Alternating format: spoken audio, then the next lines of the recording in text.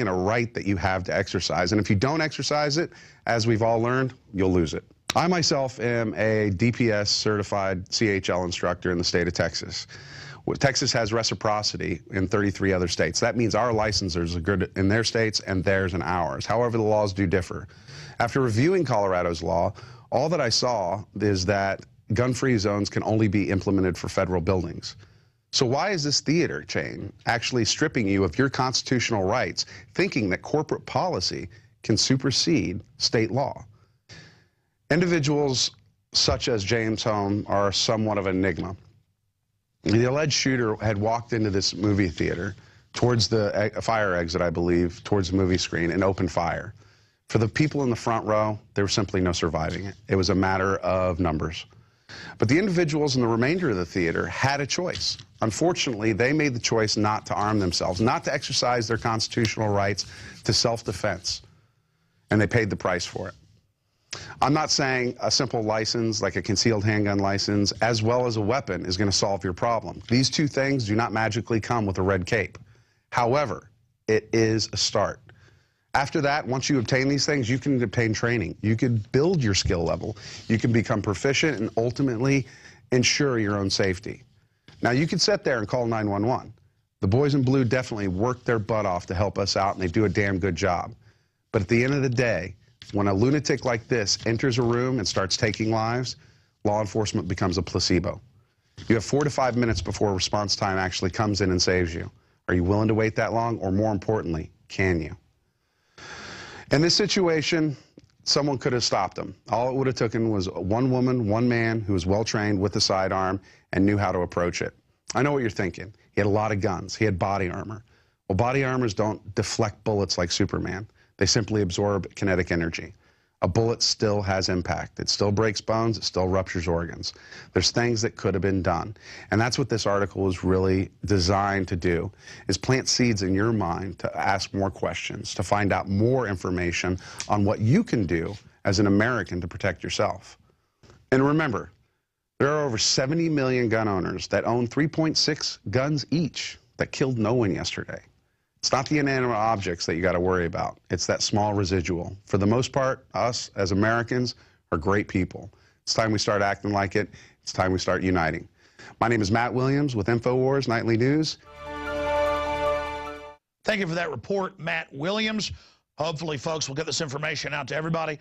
Just since the shootings of the last 3 weeks, I've seen dozens and dozens of reports of citizens shooting a guy that's shooting at cops and killing him, or people breaking into businesses and old woman runs off 5 armed guys, or people break in with guns into an internet cafe and one old guy with a .25 shoots them and runs them off and they get arrested. I mean, just every day I see it, but it's only in local news. The truth is, over 2 million violent crimes are stopped each year. The FBI admits with the Second Amendment, and you're 20+ times, it's over 20, more crimes are frustrated by guns than are actually committed with guns. But don't let the facts get in the way of a good story, as the New World Order likes to say. Let's continue on with the next report here. Outrage in U.S. as black man is shot in the head while handcuffed in police car. Man, we're seeing this more and more. Saw it out there in the case in San Francisco where the guy's in handcuffs, hadn't done anything. The cop shoots him in the back, then they grab all the cameras, well, all but one, and say that he had attacked him. That's pretty darn scary, because let me tell you something. Even if some of you out there are racist and don't like black folks just because they're black, let me tell you something. Whatever they beta test of the black folks gets done to everybody. It's called you reap what you sow. And hundreds of people have taken to the streets to protest an official explanation of a suicide, the death of Chavez Carter, 21, in Jonesboro, Arkansas. Mr. Carter was pulled over by police late last month and searched twice by officers. They discovered a $10 bag of marijuana. Well, that's a death penalty in America. Mr. Carter had his hands cut behind his back and put in the police car, and then they say shot himself in the head. Okay, it's like Gary Webb that exposed CIA drug dealing, shot himself twice in the head. Whew, that's bad mojo there. Continuing. Occupier charged with terroristic felony for protesting in front of bank. And I saw this and went and looked it up. It's really true. A protester belonging to Occupy Wall Street group in rural Pennsylvania is being charged with felony attempt bank robbery and terrorism-related charge for holding signs up during a demonstration at local Wells Fargo branch. David C. Grozinski, 22, was charged on Tuesday with attempted bank robbery and terroristic threatening, both felonies as well as misdemeanor charge of disorderly conduct. Police detained him after he walked into the Edison, PA Wells Fargo branch with a sign that read, "You're being robbed." Another that said, "Give a man a gun, he can rob a bank. Give a man a bank, and he can rob a country." So they clearly twisted that to claim that his speech was a weapon. Unbelievable. And you've got federal courts ruling that, hey, free speech zones can be 100 miles away from where something's at. End of the First Amendment when it comes to the street. Now they want cybersecurity to do away with that as well.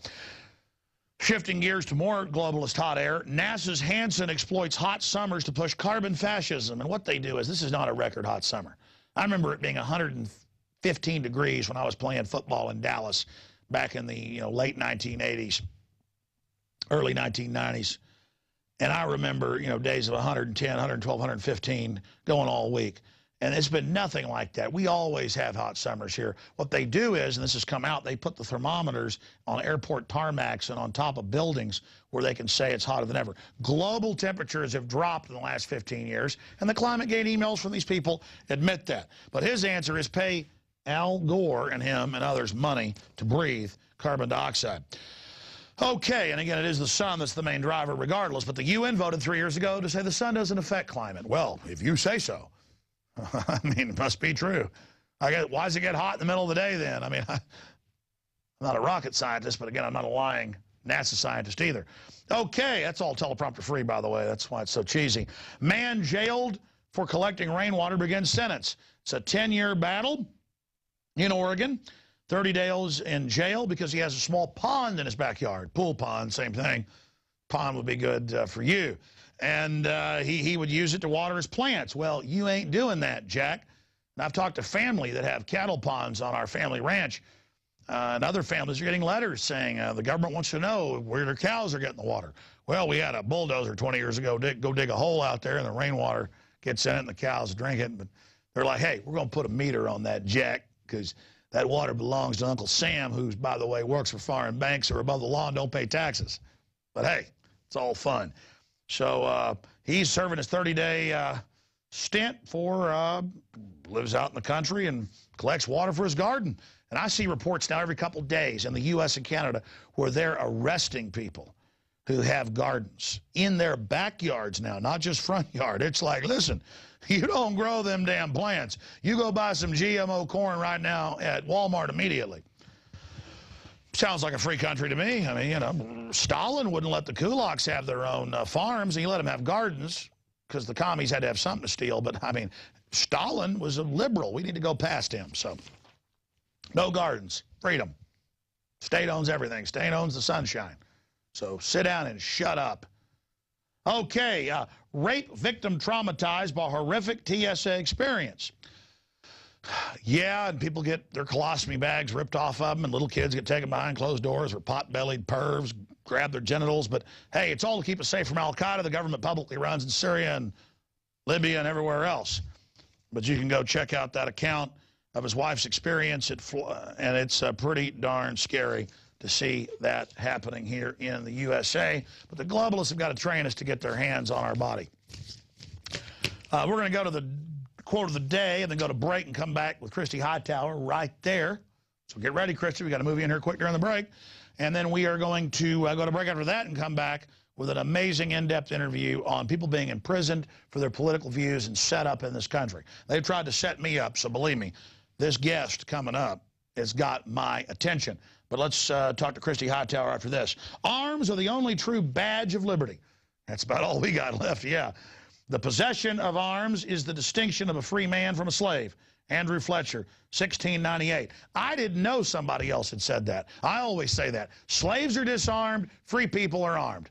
In every culture where you're serfs or slaves, you can't own swords, knives, battle axes.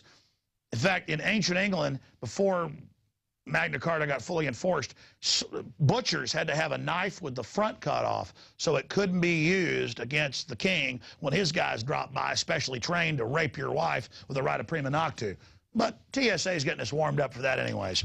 We'll be back with Christy Hightower with what's become very popular, the Ask Alex segment. Stay with us. We'll be right back. That's a segment dedicated to questions that were given at PlanetInfowars.com. Stay with us.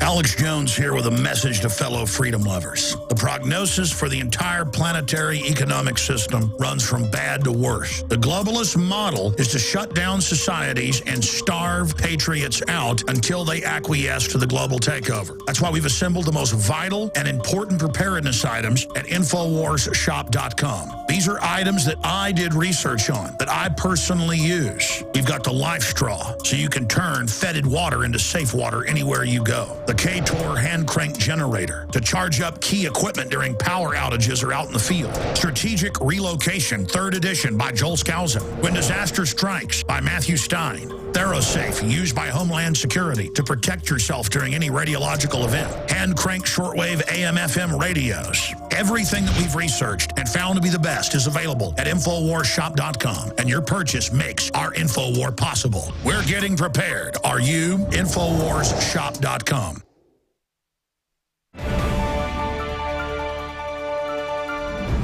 And we are back with the Ask Alex segment with Christy Hightower. You know, normally we shoot these before the show and then air them here, but I thought, why not just get Christy in here and knock it all out right now? And so that's what we're doing. Now, last time we did 50 questions, and I said I could do it in one sitting. It took 3 sittings and almost 2.5 hours of Ask Alex's. Tonight, you know, we have obviously got to condense this down because we've got a big interview with Mr. Pinckney coming up after this break. But these are for PlanetInfowars.com, the Patriot anti-globalist social network. And it's in beta, but we've worked out a lot of the bugs. People are joining it en masse. Check it out, PlanetInfowars.com. Give us your feedback, your art, your poetry, for whether it's dating or camping or you want to join a shooting club. Whatever the case is, it's awesome.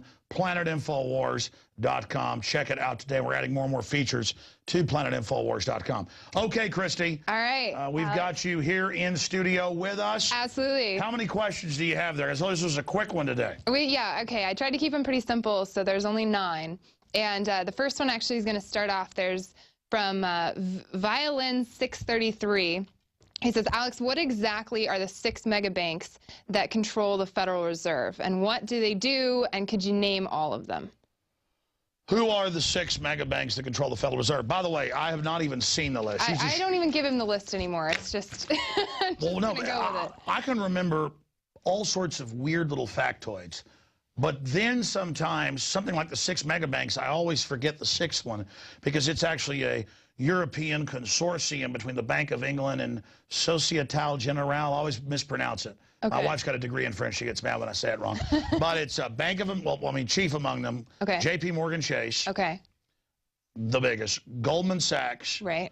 Bank of America, Citigroup, Wells Fargo, and then a European consortium. And I just say 6 because a lot of big publications say there's 6 major shareholders.